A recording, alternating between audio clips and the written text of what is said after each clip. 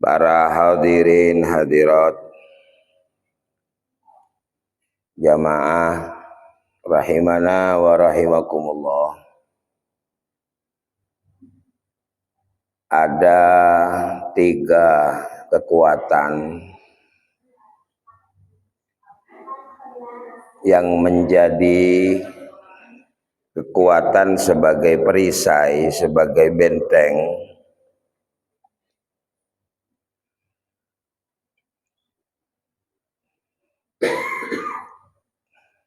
yang dengan kekuatan itu kemudian amal ini menjadi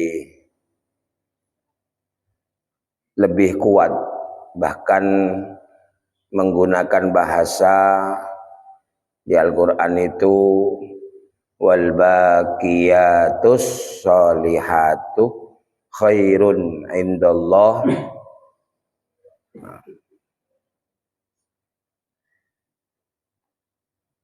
Baqiyat as-sholihat itu adalah kebaikan-kebaikan yang kemudian menjadi teguh, menjadi lebih kuat. Jadi dalam Al-Quran itu disampaikan al-malu wal banuna zinatul hayatid dunya wal baqiyatus sholihah khairun 'inda rabbika thawaban wa khairun amala. Itu di Al-Kahfi itu. Jadi baqiyat itu dari kata-kata bako. Jadi baqiyat itu sama dengan bako, kekal. Dari kata baqiyat ini kemudian apa saja amaliyah-amaliyah yang kemudian disebut baqiyatus sholihat.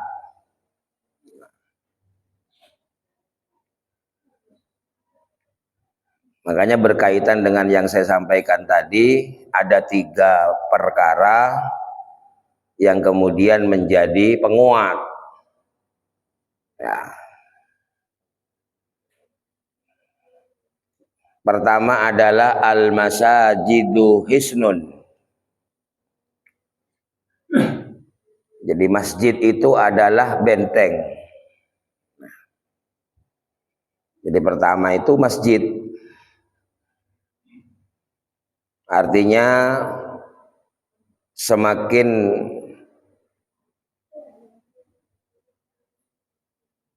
banyak masjid atau semakin bisa terus berada di dalam masjid maka semakin kuat dan amalnya menjadi al-baqiyah, amal yang teguh, yang kokoh. Jadi kesolihatannya itu kokoh, kuat.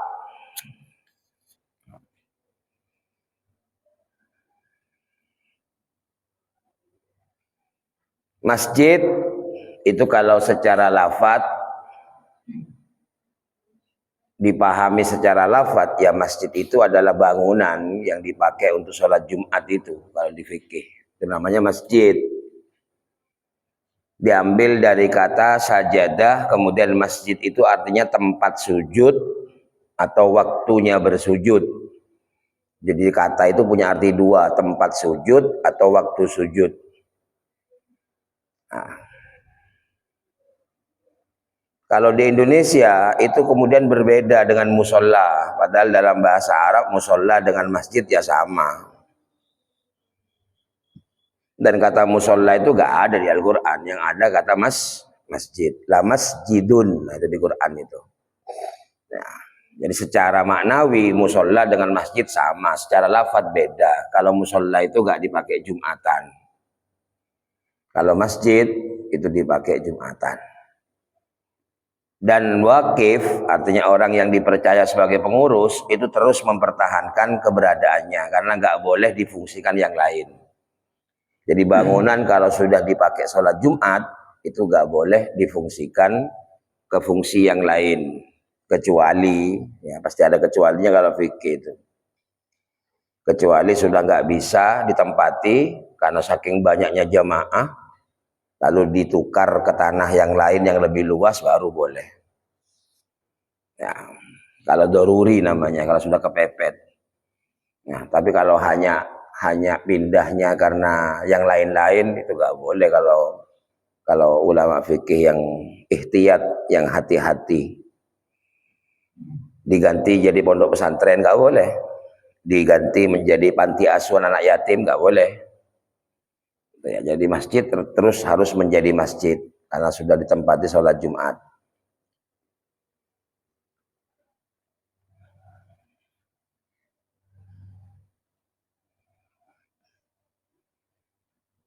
Kalau secara lafadz ya masjid lebih utama daripada musola. Secara maknawi sama karena dua-duanya itu tempat itu dibangun untuk ibadah. Nah, dari awal pondasi dibangun itu bukan untuk yang lain, hanya untuk ibadah. Ya utamanya amaliyahnya sholat namanya kan. Masjid dibangun untuk sholat, musola dibangun untuk sholat. Secara maknawi sama. Nah, jadi kalau untuk amaliyah sendiri silakan berharap kepada Allah. Mudah-mudahan diam di musola itu dihitung sama dengan iktikaf di masjid. Ya, untuk pribadinya namanya rumahnya dekat musola. Tapi ketika bicara masalah hukum ya gak sama. Di musola gak ada iktikaf. Istilah iktikaf itu hanya ada di masjid.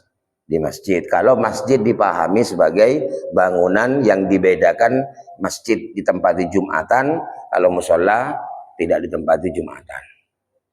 Tapi secara harapan kepada Allah, mudah-mudahan. Jadi caranya ngomong itu jangan dipukul rata, sama aja, musola dengan masjid sama, ya gak sama. Gak sama. Tapi bisa tidak berbeda tergantung orangnya. Ya, tergantung orangnya. Bisa tidak berbeda.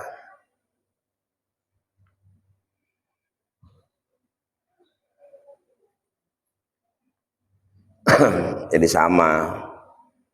Minum obat yang dari dokter spesialis dengan minum obat yang hanya beli di toko, ya gak sama. Sama-sama obat sakit kepala, situngnya dari dokter spesialis, situngnya beli toko biasa, toko obat biasa itu gak sama. Ya, jangan bilang sama, Pak ada boy obat gak sama, karena harganya gak sama, bahannya gak sama, dosisnya gak sama. Tapi menjadi tidak berbeda, nah itu beda kan ya. Menjadi tidak beda tergantung siapa yang menggunakannya, gitu. Kalau orang yang sudah nggak punya kemampuan beli obat yang spesialis, ya dia berharap sembuhnya dengan Allah lewat obat yang harganya terjangkau. Tapi orang yang megang uang banyak, nggak mungkin dia punya pikiran beli obat ke toko, langsung dia ke spesialis. Apa gak bedanya? Gak bedanya sama-sama berharap diberi sembuh oleh Allah Subhanahu wa Ta'ala. Begitu maksudnya.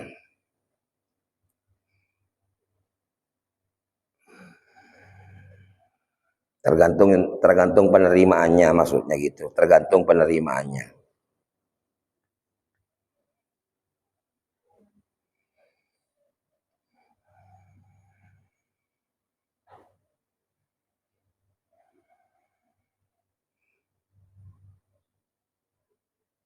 Dan masjid itu adalah sesuatu yang disebutkan sebagai baqiyatus sholihat.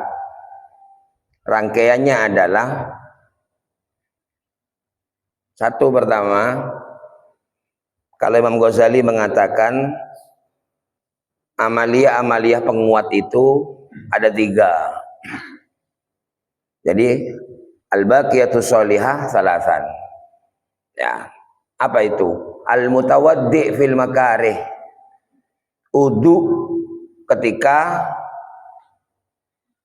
enggan. Udu ketika enggan. Enggan itu apa? Bere enggan itu. Ya, mungkin badan nggak seberapa fit, tak sakit ongku tapi ges-greges kan malas udu itu kan air itu. Justru tambah utama itu. atau cuaca ekstrim, dingin. Nah, itu. Jadi beda loh harganya wudhu itu, kesempatan di situ akhirnya. Jadi ketika orang berwudhu dalam keadaan enggan, itu bagian dari al-baqiyatus sholihat kata Imam Ghazali. Berterlalu macam.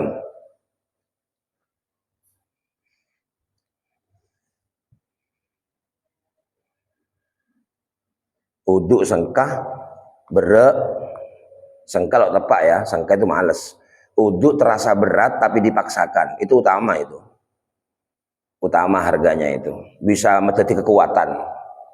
Ya, jadi jangan minta pahala-pahala yang nggak jelas. Pahala itu adalah ketika kita ada dalam kondisi ekstrim, kedinginan, cuaca dingin, jenuh-jenan, kemudian badan juga nggak seberapa enak umpamanya, kita uduk paksakan, yang notabene ukurannya nggak membahayakan, tak membahayaki, mungkirna kebeter bahaya, tayamum, kan begitu fikih itu.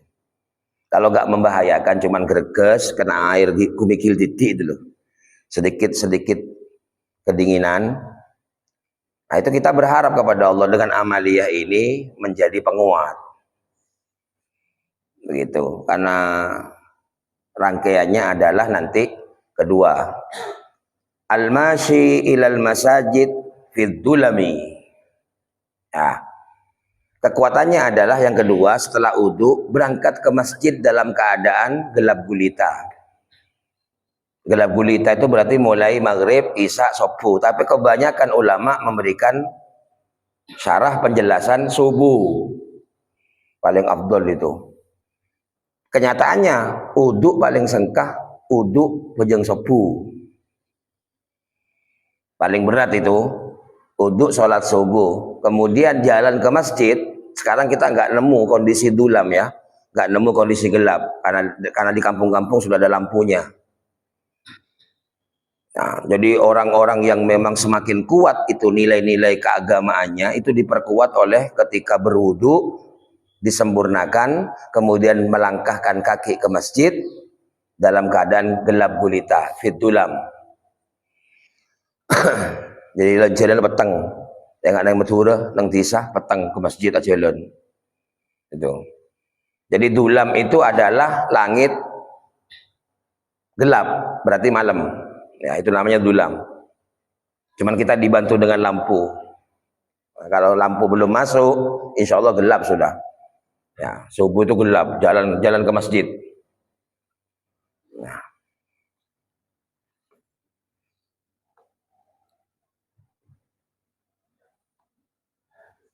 Yang ketiga adalah i'tikaf. Ya, i'tikaf, masuk ke masjid langsung duduk, itu kekuatannya itu.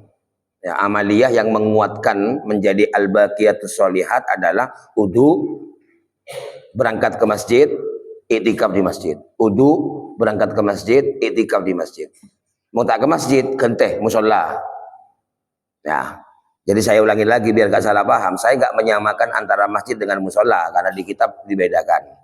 Tetapi ketika nggak ke masjid, mudah-mudahan di musola bisa dihitung oleh Allah sebagaimana masjid. Karena kalau dilihat dari maknawinya, dua bangunan ini sama. Tujuannya dibangun bukan untuk rumah, bukan untuk jualan, tapi dibangun dari awal adalah untuk tempat orang melaksanakan sholat. Jadi sama antara masjid dengan musola secara maknawi. Ya, secara maknawi. Coba tambahi, cuman ngarep. Jadi gak perlu ada tahiyatul musola, gak perlu. Ya nanti ngarang-ngarang, oh sama saja musola dengan masjid. Akhirnya masuk ke musola, abajang 2 rakaat. Tanya lagi, bajang apa itu? Tahiyatul musola. Ya gak ada, gak terlalu ngarang itu. Yang ada itu tahiyatul masjid. Gitu. Ini perkara sampean males ke masjid atau enggak saya nggak bisa. Cuman saya ngasih solusi jalan keluar.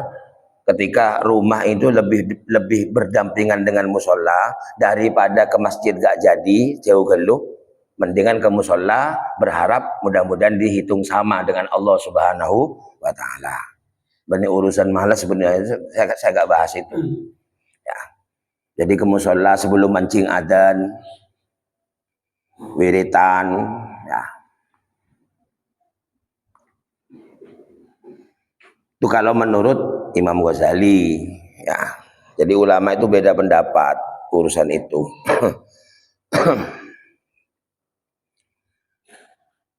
Nah, kalau ikut makalahnya ulama yang lain di kitab ini, itu ada 3. Pertama tadi, salah satu hisnun, ada 3 benteng itu. 1, ya, al-masajid hisnun. Yang kedua, wa dzikrullahi hisnun, ingat kepada Allah itu adalah benteng. Semakin banyak ingat ke Allah semakin kuat. Semakin banyak ingat ke Allah semakin kuat. Nah, harus pakai alat ya kalau mau ingat ke Allah.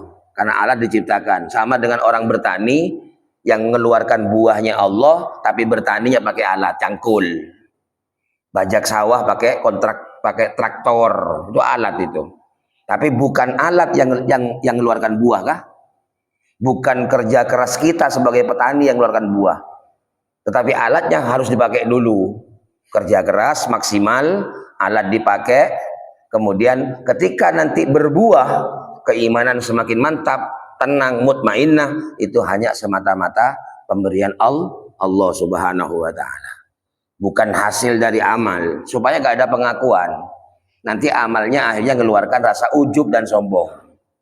Kalau menganggap bahwa itu hasilnya amal, jangan dibalik. Kalau memang Allah yang ngasih, ya gak usah amal. Nah, itu amal itu memang oleh Allah dipilih sebagai alat. Dipilih sebagai alat, gak dipakai untuk alatnya, gak bisa. Itu namanya ikhtiar. Ikhtiar pakai alat. Sama dengan zikir ini. Kalau zikir kepada Allah, alatnya ya sebut namanya Allah. Yang mana yang sampai sebut? Ya Fattah, ya Razzaq, ya Qadim, ya Latif, banyak, terserah. Kalau mau wiritan. Atau nyebut dengan sholawat, ada Allahnya, ada Muhammadnya. Allahumma sholli ala Sayyidina Muhammad. Itu alatnya. Ya, itu namanya alat. Ya. Awalnya berangkat begitu. Nah, tetapi ketika alat digunakan, itu berarti terikat dengan tempat dan waktu. Ya kan? Artinya mau tak tepang toju, mau tak tepang can bacan, ambu, berhenti. Sementara kita disuruh ingat ke Allah, itu dalam keadaan seluruhnya. Baik qiyaman, wa qu'udan, wa ala junubihim. Ingat ke Allah itu walaupun berdiri, duduk, berbaring, ingat terus. Pertanyaannya adalah gini, bagaimana bisa ingat ke Allah dengan segala posisi? Ya jangan pakai alat. Itu nanti akhirnya. Berangkat awalnya pakai alat, tapi harus apa sih zikir yang nggak pakai alat itu? Tujuan odi hanya ke Allah. Jadi hidupnya orientasinya hanya kepada Allah Subhanahu wa taala. Nah, apa yang menjadi penghalang ketika orang mau bertujuan kepada Allah? Ya, dunia. Itu penghalangnya itu. Jadi kita gak pernah tahu bisa ingat ke Allah terus-terusan apa enggak. Yang kita tahu adalah kita berjuang untuk tidak berpaling kepada dunia. Duh, tak apa lako benih dunia. Benih, itu alat itu. PC itu alat. Semua bentuk-bentuk harta itu alat semua. Apa dunia itu? Dunia itu adalah serakah dan minta diakui. Itu isinya dunia itu. Jadi kalau sudah tujuannya nggak serakah, nggak kepingin menguasai, nggak kepingin banyak, yang bisa ngalahkan orang lain, dan tujuannya bukan untuk diakui oleh orang lain, insya Allah semua amalnya karena Allah itu. Hanya 2 musuhnya itu. Musuhnya 2. Tapi teti orang andi kedudukan, teti orang saya banyak tunya, nah mau ngelakar tak nyari pengakuan, ada nyaman aslinya. Gak ada enak-enaknya. Sekarang yang berkebin seneng nafsu kan diakui orang gitu. Diakui. Coba sampai kalau sudah gak karena kepingin diakui orang, gak kepingin ingin menguasai, terus untuk apa? Ya untuk Allah, manfaat berarti. Jadi itu perang kita di situ 2 itu. Itu yang nyaing itu. Setiap kita mau ke Allah pasti ini yang datang nanti ini. Inna nafsa la'amaratun bisu. Nafsu itu selalu ingin menggiring kita kepada keburukan. Keburukannya yang muncul adalah ketika kita punya sesuatu terus ingin ditambah karena ingin menjadi yang paling banyak penguasa. Ketika kemudian sudah punya banyak, itu kemudian nuntut untuk diakui dalam setiap kebaikannya, dalam setiap kontribusinya. Kepingin diakui, kepingin dihargai, kepingin dicunjung, ya, kepingin jadi pengade, selalu taruh di depan, ya. Itu memang keluarnya nafsu itu. Ya.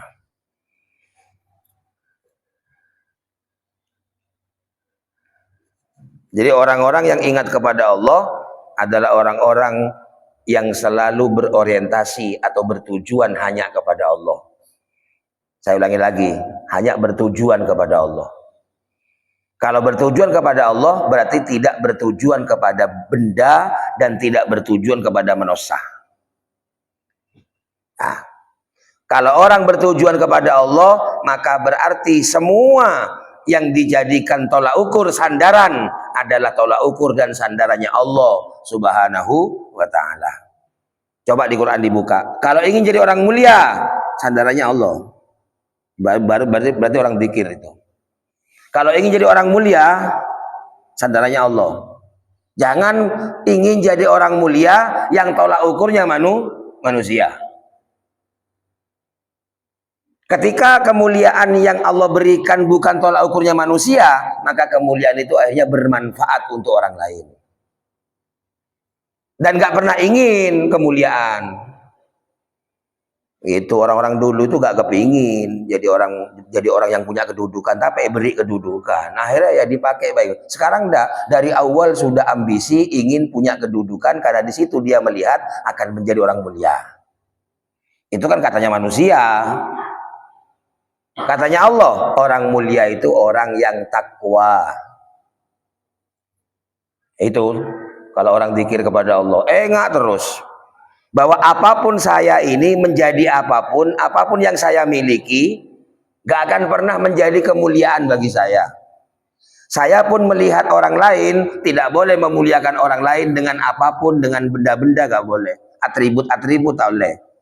Kenapa? Karena Allah hanya memandang hambanya yang mulia dengan ketakwaannya. Takwa beda dalam, ada reng oning. Berarti kalau sudah nggak tahu mana yang takwa, mana yang mulia, kenapa kita memuliakan dengan alasan lain? Muliakan karena keturunan, muliakan karena urusan nasab, muliakan karena urusan dunia, muliakan karena punya jabatan. Padahal oleh Allah disimpan kemuliaan itu, gak ada yang tahu. Yang tahu hanya Allah. Kenapa? Supaya kita beragama tidak diskriminasi, membedakan orang, ngeremehkan orang. Itu tujuannya itu. Siapapun yang memuliakan orang karena melihat hartanya, maka dia akan menghina kepada orang yang gak punya harta. Maka ini akhirnya. Siapapun yang memuliakan orang karena kepintarannya, dia akan meremehkan ketika dia berhadapan dengan orang yang bodoh.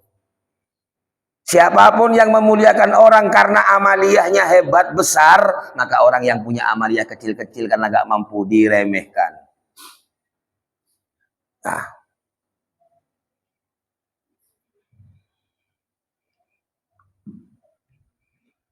gak boleh memuliakan orang dengan alasan lain karena Allah hanya punya tolak ukur satu, orang muljajriyah, orang setakwa, gitu tok. Terus tahu dari mana saya orang takwa? Wong hatinya tok yang hatinya takwa itu ada di hatinya. Terus dari mana? Ya sudah, kalau sudah gak tahu ya gak usah muliakan orang, membeda-bedakan kepada fisik apa. Boleh jadi yang di mata kita orang itu hina karena ilmunya gak banyak. Ternyata dia mulia di hadapan Allah karena hatinya kuat takwanya. Nah.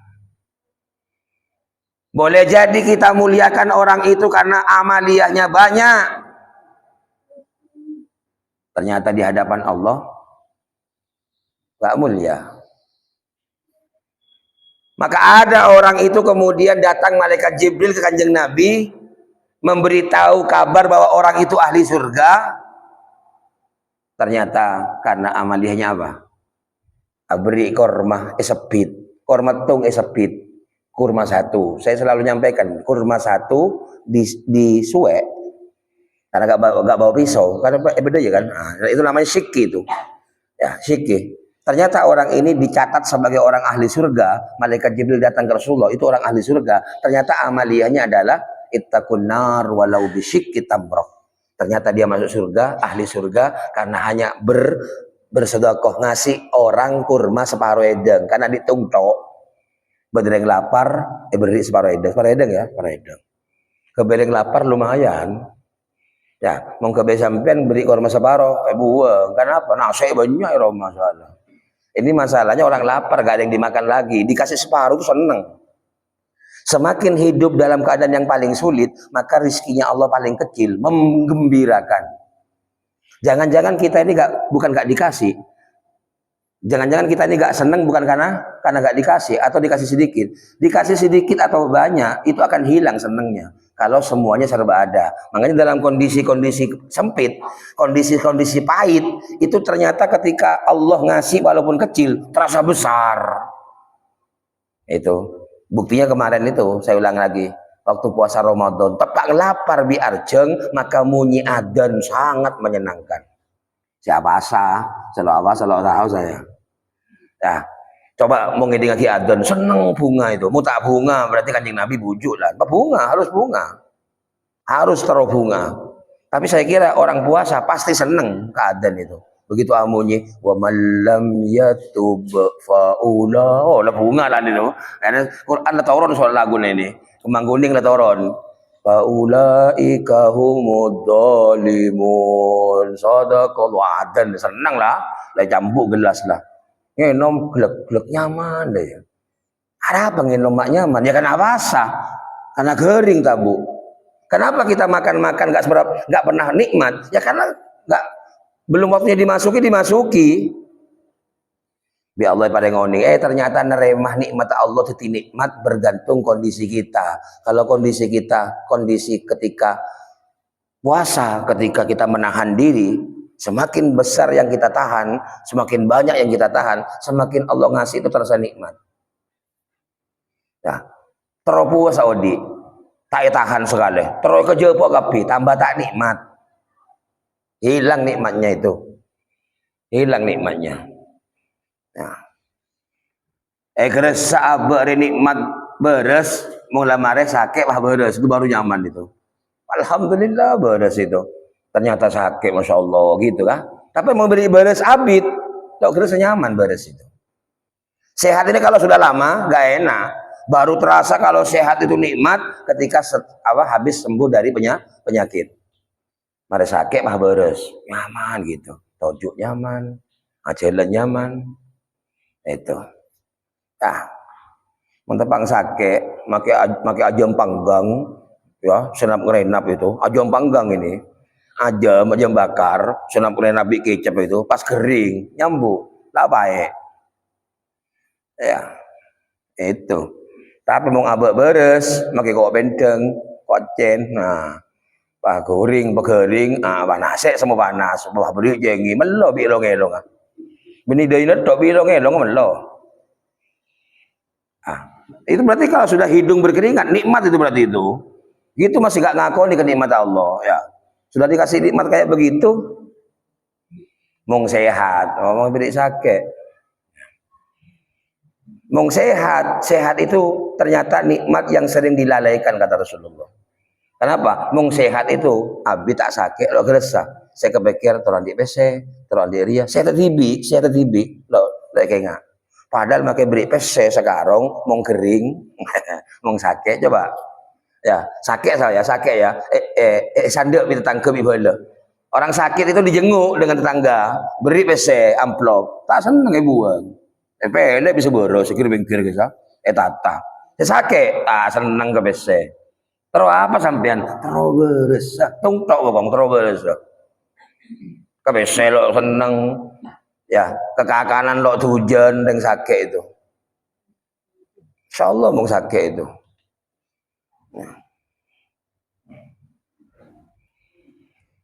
Innallaha ta'ala idza ahabba abdan, ternyata kalau Allah itu suka atau senang kepada hambanya, dia akan fayati bi thalathi khisalin. Allah akan ngasih 3 perkara.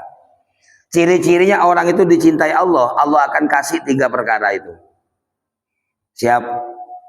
Kotang terus cinta Allah, mau nanang kok terlalu cinta Allah, terlalu cinta ke Allah. Harus bertelur ini ciri-ciri orang dicintai Allah itu tiga ciri-cirinya. Tiga, ya. Al-fakru wal maradu was sabru. Bagian tak manyaman. Orang ini mau cintai Allah, cirinya fakir. Dunia lo banyak. Itu cirinya. Mau bener yang fakir tapi taat ke Allah. Fakirnya benih kelaparan loh, benih tandi apa sekali. Yang ada itu hanya sederhana gitu. Sebenarnya lebih terlebih. Itu ciri-cirinya orang dicintai Allah itu. Nah, sampai ngocak, bede Pak Ustad fakir kita tak jeng bojong. Oh, sampai ngerasani orang tak jeng bojong. Pak bojong kan lu baru pas fakir itu maksudnya. Saya kan sudah ngomong ya. Saya ngerasa orang tak jeng bojong. Ini orang yang sudah taat ke Allah, keng fakir. Fakir, keng tak mintaan, tak ngarepan di orang, tak bujuan ke orang, tenang dia. Tapi fakir, sebenarnya rezeki Allah. Ya kayak mbak-mbak kita itu masuk bersoki.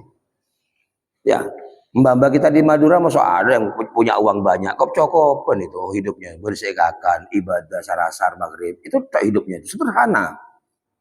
Tak mikirnya banyak, ya. Anang 11 ya. Celing tok. Alhamdulillah beres kapi penting. Lagi kelampina semolor-molor tak masalah, jangan lampu itu. Mana dulu ada anak yang bajunya bagus-bagus.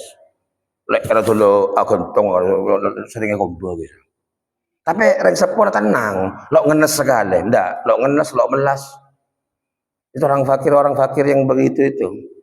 Ya. Kemudian al-maradu sakit. Ketika orang sakit itu berarti dicintai Allah. Oke. Jadi mau terlalu cinta Allah, sering sakit sampean. Siap. Mau nenang terlalu cinta Allah wirid itu. Padahal mau orang yang cintai Allah banyak sakit. Badan ini lo mangki sehat, lemas, tapi ibadah kian. Boni seraju kulik sebenarnya. Al-maradu itu cirinya itu al-maradu itu sakit itu. Jadi Allah ternyata kalau cinta ke hambanya yang dikasihkan adalah sesuatu yang tidak enak, pahit. Karena ketika pahit itu orang nggak suka apa-apa sudah. Lo ambisi, lo serakah, lo dengkian ke orang, bener yang sakit dengki. Orang sakit kayak rasanan, orang sakit berarti jauh sakit kayak jago. Ayo kena ngobrol lo, gak rasanan, padahal kering. Ya sakit, orang sakit oleh Allah. Mau tak bisa Allah, aduh itu seneng Allah itu, ngeding aduh seneng Allah itu. Orang sakit itu kalau sudah bilang aduh, Allah seneng itu. Aduh, Allah panas dalam kabel aduh gitu, seneng. Itu ngeluh ke Allah. Jadi yang nggak suka itu kalau orang ngeluh ke orang lain. Kalau orang itu ngeluh sendirian ke Allah, seneng Allah. Seneng. Jadi sampai mau tadi obeng ngeluh ke Allah, boy. Ya Allah, cak cerita ke orang. Ya. Lerma, odir ya, makun ngaria, tadi biasa aja tak ada, jangan larang kapi macam-macam. Ya ngeluh ke orang. Seneng nggak suka Allah itu. Ya. Jadi masjid itu begitu. Ya. Lah. Saya akan bahas masalah masjid. Ya, masjid itu adalah secara maknawi nih ya, masjid secara maknawi ya. Masjid itu adalah karena Kanjeng Nabi ngasih begini, orang itu beruntung kalau dia bisa menjadikan seluruh tempatnya masjid. Sebaik-baiknya tempat adalah masjidnya. Artinya apa? Orang bisa menjadikan semua tempat menjadi masjid. Gak usah bangun masjid semua. Ya, ketika dia sebagai pedagang, dia ada di tempat perdagangannya seolah-olah masjid. Jujur ibadah, kan? Jujur, gak bohong. Nah, itu namanya masjid itu. Karena masjid tempatnya kebaikan. Makanya kemudian kalau ke masjid, ida dakhala ahadukumul masjida falyuqaddim rijlahul yumna. Kalau kamu masuk ke masjid, maka dahulukan kaki kanan. Kalau masuk ke masjid kaki kanan, masuk masjid kaki kanan ya. Sandi kaki, sandi soko, menali soko. Soko natung tok kacer. Ya. Apa saya langkah akina? Kalau masuk ke masjid dahulukan kaki kanan. Sandi soko. Mau tali soko Pak Ustaz. Hah? Alon cak. Dek sokona. Makanya kalau agama itu dipahami seperti itu, gak adil. Mung sandi soko bisa kanan, mung sandi soko. Soko bisa kanan ada, kada sekacer tok. Masuk langsung kaki kiri. Wah, tak sunat ya. Sunnahnya kaki kanan. Tempak bisa tadi soko. Tak jeling ya, ada soko kan gitu nanti akhirnya. Jadi tidak adil kalau kita hanya memahami bahwa itu adalah perbuatan saja, itu gak adil. Silakan yang punya kaki kanan harus sunnahnya kaki kanan kalau masuk masjid. Pertanyaannya kalau yang nggak punya kaki, makanya dipahami secara luas. Kenapa? Tanyakan, kenapa kalau masuk ke masjid kok dianjurkan dengan kaki kanan? Kaki itu langkah, kanan itu lambang kebaikan. Maka tempat mana saja akan menjadi masjid kalau ada orang yang langkah kakinya, langkah kehidupannya selalu menuju kepada kebaikan. Masjid.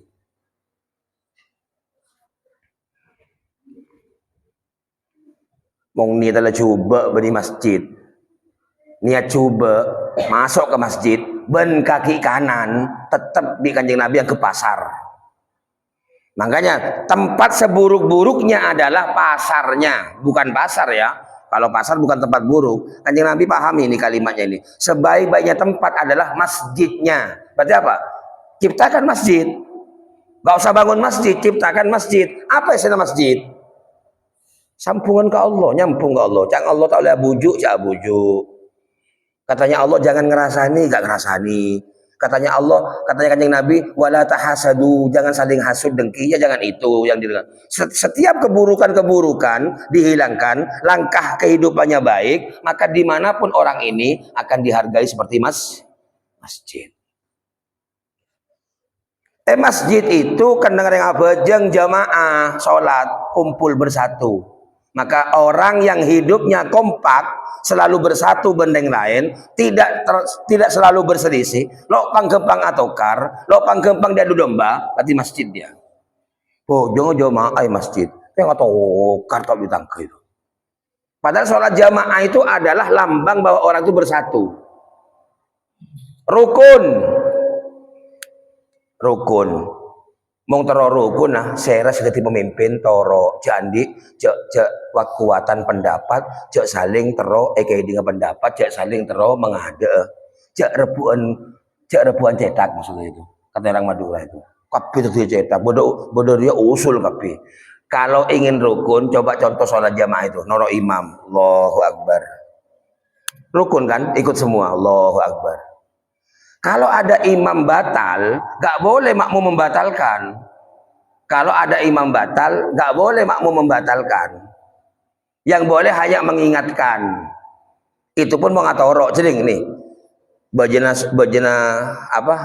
tahiyat ngadeg. Contoh ini.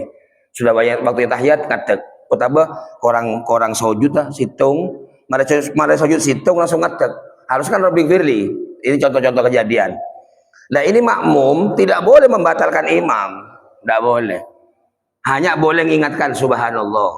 Kalau galeh, tak toro imam, siapa bujar bojong, bujar. Apa tak gena imam? Tak boleh gitu. Bodoh makmum bujar. Tadi akhlak ini. Kalau begitu, sampai mufarokoh, pisah. Gitu loh. Diam, jangan provokasi orang lain untuk membatalkan. Itu akhlaknya.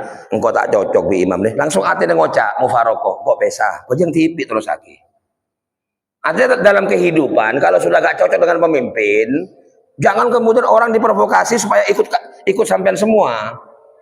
Biarkan orang yang ikut, biarkan dia gak tahu, kita yang pisah. Jalan tipi sebagus, gak usah ngembos-gembosi, gak usah memfitnah, gak usah. Itu ajarannya sholat jamaah itu. Makanya pakon sholat jamaah itu ada ajarannya. Makmum harus selalu ada di belakang imam. Makmum ngadal dari imam itu. Beli makmumnya mana? Ngadal. Sebelum imamnya bertindak dulu. Batal aja. Mong beda makmum ngadal dari imam 2 kali batal sholatnya. 1 kali hilang kesempurnaan jamaahnya. Kilo bojena itidal, langat tegal lo. Padahal imam masih ruku. ngetegelu. Sujud gitu, ngetegelu, ngintip aja. Ini sujud, boleh-boleh akhirnya. Wah ini makmum kurang-kurangan nih sudah, mau nyalip aja ini. Ini cik abid dah, jaga. Ini sujud, boleh-boleh. Ini bocah apa mak boleh-boleh. Mau tak seger ngeding, tak usah gerak, diam aja. Kalau nggak dengar aba-aba jangan gerak, atau tahu dari pergerakan sebelahnya itu loh, pergerakan sebelahnya. Mong petengan, mik mate, suara tak kayak imam. Celingkir pengkir, beda suara gulian, aku boleh. Mong bingung, kalau punya ilmu, kalau bingung, sudah gak kelihatan apa-apa, suara ada, langsung mufarokoh, bojang tibi. Bojang tibi, coba lihat lihat, senggol kancena, tak ngerti lah, rusak kapi bojang, petenang, mong petengan, tak ngeding apa-apa, tak ngerti apa-apa, langsung mufarokoh. Pisah dari imam, pisah dari jamaah. Salat sendiri, teruskan sendiri. Sudah sah itu. Kalau nggak dengar suara aba-aba, kemudian nggak bisa ngelihat apa-apa. Karena petengan. Ya. Tak usah bingung. Bojeng tibi tetap di Allah bitong sholat jamaah. Itu namanya dikrukah ya. Dikrukah. Kemudian fakul, maka membacalah. Ini saya baca deh. Mau masuk ke masjid baca Allahumma sholli ala Muhammad. Allahumma inni as'aluka rahmataka. Allahumma ighfir li dambi waftah abwaaba rahmatika. Itu ke masjid itu. Ya Allah, ya habis sholawat ini, baru ngomong Allahumma ighfir li dambi, ampuni dosaku dan bukalah rahmatmu untukku. Soko kanan masuk, Allahumma sholli ala Muhammad, Allahumma ighfir li dambi waftah li abwaaba rahmatik. Terserah. Nah, itu masjid. Artinya apa? Artinya bacaan itu. Tidak ada langkah dalam kehidupan yang lebih baik ketimbang menyambungkan diri kita ke Nabi Muhammad sallallahu alaihi. Orang bagus ria, orang mau sambungan dengan Nabi Muhammad, maka sholawat dibaca masjid. Jadi kalau kita mau menjadikan semua tempat masjid, maka hidup harus mengambil suri tauladan Nabi Muhammad sallallahu alaihi wasallam. Kanjeng Nabi tadi pimpinan, Kanjeng Nabi tadi uswah. Itu. Enggak Kanjeng Nabi itu. Kanjeng Nabi orang yang paling cintai Allah, tresnani Allah, tapi hidupnya tak punya apa-apa. Kanjeng Nabi paling dekat dengan Allah, tapi tak punya kedudukan. Nabi Muhammad paling dekat dengan Allah, tandi dunia. Jadi kalau kita kehidupan seperti itu, kebetulan seperti itu, ya lebih dicontoh Kanjeng Nabi. Rasulullah sudah. Dia agak marah-marah Rasulullah itu. Makin Rasul tadi apa? Kadang yang dimakan gak ada. Kan ada hadis itu. Asaraban hulaku. Ada makanan. Kata istrinya, gak ada Rasulullah. Ya wis, nengok aku tak poso ae. Itu Kanjeng Nabi itu. Enteng odi dah. Ya, buka nasi ada, buka cukup ada. Ada kak kanan? Ada kak. Laku apa boy tak masak langsung kikir. Lapar tabung soalnya. Pah ngocak, jongkok benih Kanjeng Nabi begitu ya. Makin benih Kanjeng Nabi paling tidak sadar lah bahwa kita belum apa-apa ya. Kilo berdepan apa? Tak usah harus paham dengan Kanjeng Nabi kan kutu ngaku cabar ya. Ki butuh istighfar. Kau usah sama. Ya, disitulah kemudian makanya akhirnya ada pendapat pas sama kita niat tak apa-apa. Ya ini Kanjeng Nabi roti niat. Mau makan pagi-pagi tidak ada, roti tak ada, kurma tak ada, atanya keseret sebini, ada kakanan ada, nggak ada Rasulullah. Durno miskin Kanjeng Nabi. Yang dimakan nggak ada. Kita, saya kakan beda, kayak dompet kosong, lo nyelo cetak lah, nyelo cetak ya gitu. Pakai ngocak, Arab macam setan, bajil majil cecelan, salah nyecel kan begitu kan? Jadi Allah tak nyoro, bajil majil kreditan, tambah ngejel cetak tak ada gue bese. Nah kalau Rasul enggak, ada seder, roti ada, kurma ada, wis. Kalau gitu saya tak puasa aja, puasa sehari.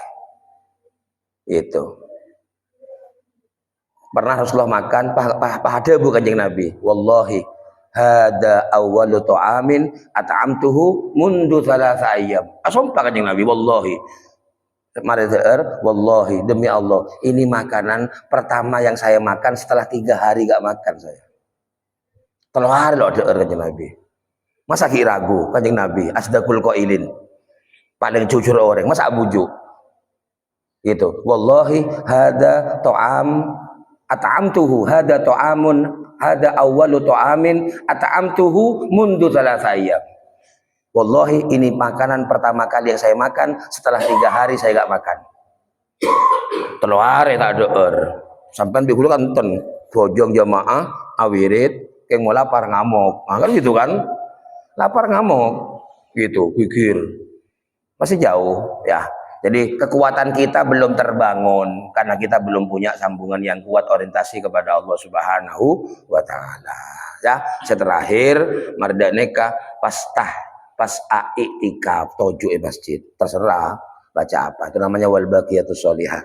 Kalau menurut Imam Ghazali, wudu, mangkat ke masjid, tahiyatul masjid, 2 i'tikaf, telok. Yang jadi kekuatan itu 3 itu amaliyahnya. Kalau saya ajarkan mau tak sempat alakoh ya gila itu, jadikan semua tempat masjid langkah yang baik, niat yang baik, perilaku yang baik. Jangan sering berselisih, jangan sering dengki, jangan sering hasut, adu domba, tengkaran. Benih masjid itu ya bukan itu. Nah, habis itu itikaf, odi tenang. Itikaf itu kan tenang tojo gini simbolnya itu, hidup yang mutmainah tenang. Bodoh orang itikaf kaburkan kan ada. Bodoreng itikaf dia apa ngasling ngasun enggak nunduk. Sudah mulai tenang, sudah duduk. Hidup itu simbolnya masjid itu. Ya. Terakhir yang tadi 3 itu, pertama wudu, kemudian berangkat ke masjid, apa zikir? Zikir 3 wa qiraatul Quran. Baca Quran. Ya, baca Quran, saya bisa maca, tak bisa maca, kulhu li boleh. Kalau gale hatam tung. Itu kan, mau tak bisa baca Quran kulhu. Makanya kita bersyukur punya ulama ring sering ya cek tahlilan. Karena tahlil itu baca Quran. Al-Ikhlas, Al-Falaq, An-Nas, Fatihah, Alif Lam Mim, terus Amanah Rasul, Quran kabeh itu. Untung kita ini punya ulama-ulama, maka tak bisa baca Quran, iya cek tahlilan. Quran tak bisa baca, keng tahlil apal. Coba mau ada tahlilan, ya lebih-lebih.